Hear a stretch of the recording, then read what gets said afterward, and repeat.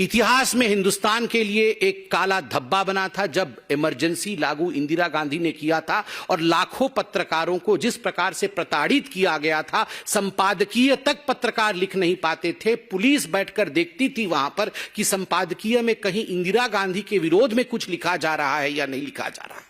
मीसा कानून के अंतर्गत न जाने आप में से कई लोग यंग पत्रकार यहां बैठे हैं, आप में से कितने के पिताओं के ऊपर, कितनों के दादाओं के ऊपर, कितनों के जानकारों के ऊपर, कितने ही पत्रकारों के ऊपर जुल्म ढाया गया मीसा कानून के अंतर्गत। इस विषय से भी हिंदुस्तान वाकिफ है। राजीव गांधी 29 अगस्त 1988, डिफेमेशन बिल 1988, आप याद करिए उस समय बोफोर्स चरम पर था।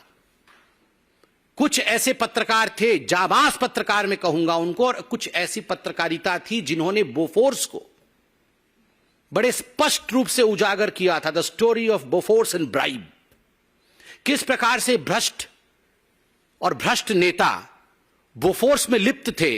राजीव गांधी जी के इस चरित्र को उजागर करने का काम कुछ बहुत बड़े अखबारों ने किया था। उनको लेकर जिस प्रकार एक डिफेमेशन कानून लाने का प्रयास 1988 में राजीव गांधी की सरकार ने किया था, कानून ले भी आए थे, मगर हिंदुस्तान के इतिहास का वो पहला कानून बना जिसको वापस लेना पड़ा, क्योंकि पत्रकार जगत एक होकर खड़ा हो गया। There was unity amongst the media people, सारे मीडिया के लोग एक होकर खड़े हो गए, जाग उठे, हिंदुस्तान जाग उठा और अंततोगत्वा प्रेस कॉन्फ्रेंस करके राजीव गांधी को डिफेमेशन बिल 1988 वापस लेना पड़ा, जिसमें उन्होंने सोचा था कि जो गांधी परिवार के खिलाफ या उनके खिलाफ लिखेगा उसे सजा दी जाएगी। राहुल गांधी जी से मैं सवाल पूछना चाहता हूं, लिस्ट तो आपने जारी की है, क्या यह लिस्ट मोहब्बत की दुकान की लिस्ट है? सामान नफरत का और दुकान मोहब्बत का, ऐसा तो कभी नहीं हो सकता। You have shown your contempt against media. Hindustan के लोकतंत्र में जो चौथा स्तंभ है, the fourth pillar of Indian democracy, that is media. Media के प्रति जिस प्रकार का नफरत आपने प्रदर्शित किया है, मैं आपसे पूछना चाहता हूं, क्या यह मोहब्बत की दुकान है? कदाचित नहीं। मित्रों, जब ये नेता सवाल पूछते हैं, कांग्रेस पार्टी के नेता जब सवाल पूछते हैं कि सर्जिकल स्ट्राइक में हमें सबूत चाहिए, जब कांग्रेस पार्टी के नेता और आम आदमी पार्टी के नेता ये सवाल पूछते हैं कि सर्जिकल स्ट्राइक और एयर स्ट्राइक फर्जी था, आप हमें सबूत ला के दिखाइए, गिव अस द एविडेंस। जब कांग्रेस पार्टी के दिग्गज नेता पूछते हैं कि भगवान राम किस कमरे में पैदा हुए, बताओ इस कमरे में पैदा हुए या उस कमरे में पैदा हुए। जब किसी दूसरे पॉलिटिकल पार्टी जो आज घमंडिया अलायंस में है उसके नेता पूछते हैं भगवान राम ने किस इंजीनियरिंग कॉलेज से इंजीनियरिंग की, बताइए। जब ये सवाल पूछते हैं तो ठीक है, जायज है, इनको बॉयकॉट नहीं किया जाएगा।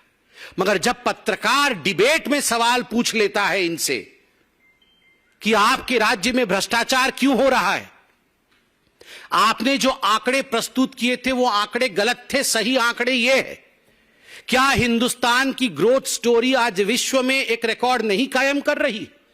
क्या G20 सफल हुआ या नहीं हुआ?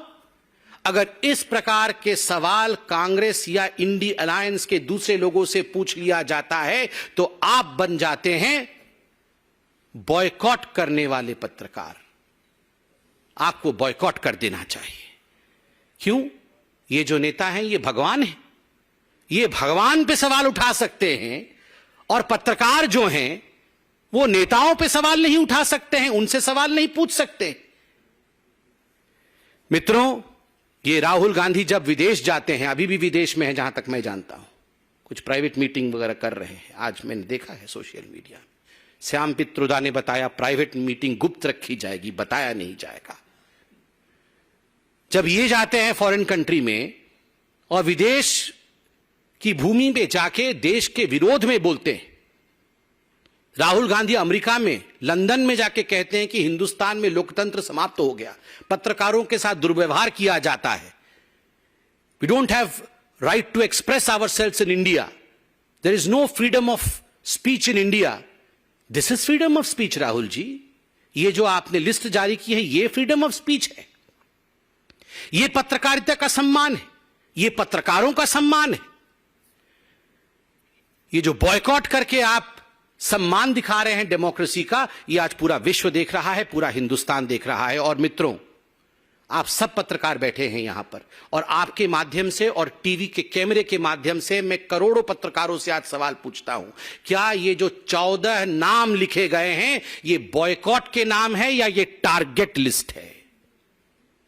क्या इनको केवल बॉयकॉट किया गया है या इनको टारगेट करने के लिए इनके नाम जारी किए गए हैं? मैं ये सवाल पूछता हूं। ये हिट लिस्ट है।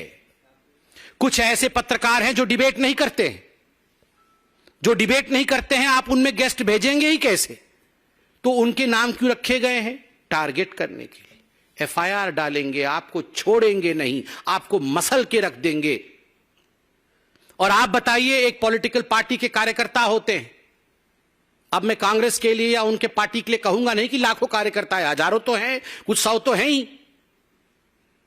आपके कार्यकर्ता कल अगर इस हिट लिस्ट में जिनके नाम दिए गए हैं उनके साथ दुर्व्यवहार करें, उन पर हमला कर दें, क्योंकि आपने लिस्ट जारी की है बाकायदा कि ये नफरती पत्रकार हैं, और प्रेस कॉन्फ्रेंस करके कहा है कि ये नफरत का दुकान चलाते हैं।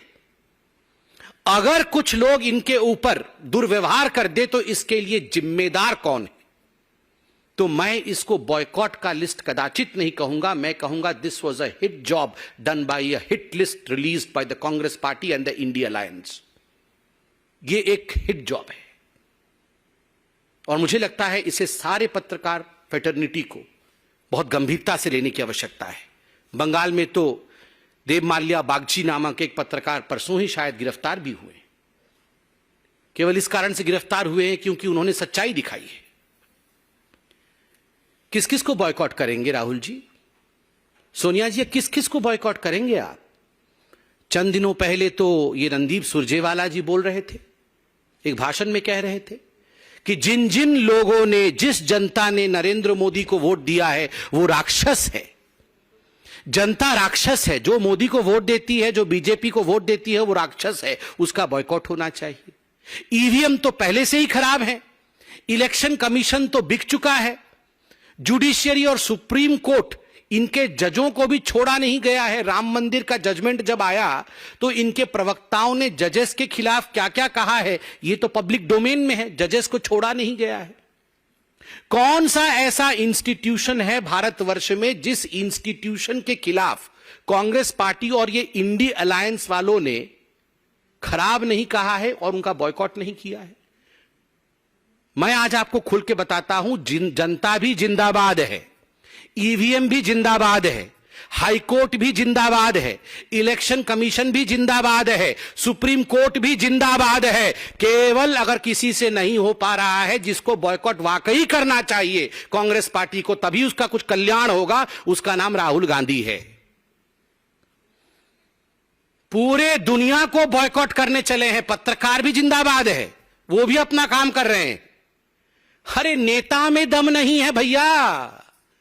बॉयकॉट किस किस को करोगे? जनता को बॉयकॉट करोगे, सुप्रीम कोर्ट को करोगे, पत्रकारों को बॉयकॉट करोगे, टीवी को बॉयकॉट करोगे, किसको बॉयकॉट करोगे? बॉयकॉट करना है, अगर कुछ आगे बढ़ना है तो अपने नेता को बॉयकॉट करो, उसी को छोड़ने से कुछ कल्याण हो सकता है 1% का। और मुझे एक प्रश्न वो अवार्ड वापसी गैंग और जो मोमबत्ती वाले हैं उनसे भी पूछना है कि आज शाम को कहीं मोमबत्ती ये सुलगाएंगे या नहीं? ये अगर हमारे तरफ से कोई लिस्ट जारी हो गई होती तो मार्केट में मोमबत्ती कम पड़ जाती, अभी ब्लैक में मोमबत्ती बिक्री हो रही होती, सारे मोमबत्ती कल से खरीद के ये घूम रहे होते। मगर एक भी मोमबत्ती खरीदी गई है या नहीं, सच में यह हंसने का विषय नहीं है। मतलब इस प्रकार की अभद्रता मैंने आज तक नहीं देखी। आप सोच के देखिए, ये सब जो सिलेक्टिव आउटरीच है, एक भी मोमबत्ती इन्होंने खरीदा है या नहीं खरीदा है, मैं जानना चाहता हूं। ये अवार्ड वापसी गैंग एक अवार्ड वापस करेगी? सारे अवार्ड वापस करने वाले घूमते थे सर्टिफिकेट लेके, अवार्ड वापस लो, हमारी अवार्ड। एक अवार्ड वापस करेंगे? ये इतने पत्रकारों के खिलाफ एक हिट लिस्ट आपने जारी की। वो चंद्रशेखर जी हैं शिक्षा मंत्री बिहार के, उन्होंने आज श्री रामचरितमानस को पोटेशियम साइनाइड बता दिया कि ये पोटेशियम साइनाइड है। एक शब्द नहीं निकल रहा है इनके मुंह से किसी के, ये लिस्ट जारी करने वालों के। या आप इस मंत्री को आप बॉयकॉट करेंगे या नहीं करेंगे? राहुल बाबा, जहां भी फॉरेन कंट्री में है जवाब दीजिए। ये आपने पत्रकारों को तो बॉयकॉट कर दिया। ये जो चंद्रशेखर जी हैं जो कह रहे हैं कि रामचरितमानस ये पोटेशियम साइनाइड है, ये जहर है, आप में हिम्मत है उस पॉलिटिकल पार्टी को और उसके इस नेता को बॉयकॉट कर सकते हैं क्या? सैफुद्दीन सोज जो बोल रहा है आतंकवादियों के मन के अंदर क्या चल रहा है उसे हमें पढ़ने की आवश्यकता है। इस सैफुद्दीन सोज को राहुल गांधी, सोनिया गांधी बॉयकॉट करने की हिम्मत रखते हैं क्या? हिम्मत है तो दिखाइए। जो पत्रकार G20 और भारत के लिए ठीक बोल दे उसको बॉयकॉट करना है, और जो भारतवर्ष के लिए खराब बोले उसके साथ खड़ा। अरे ये लोग तो ओसामा जी के साथ खराब हो गया। ओसामा जी को पानी में ढकेल दिया, उसको लेकर दिग्विजय सिंह 3 दिन नहीं सोए थे। आतंकवादी वो बाटला हाउस में मर गए थे 3, उसमें सोनिया गांधी जी रो रो के बेहाल हो गई थी।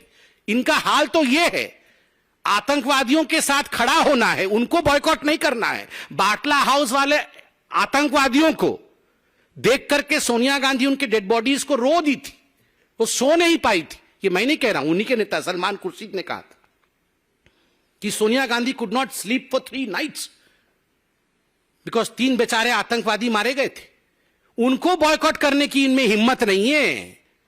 बॉयकॉट करना किसको है?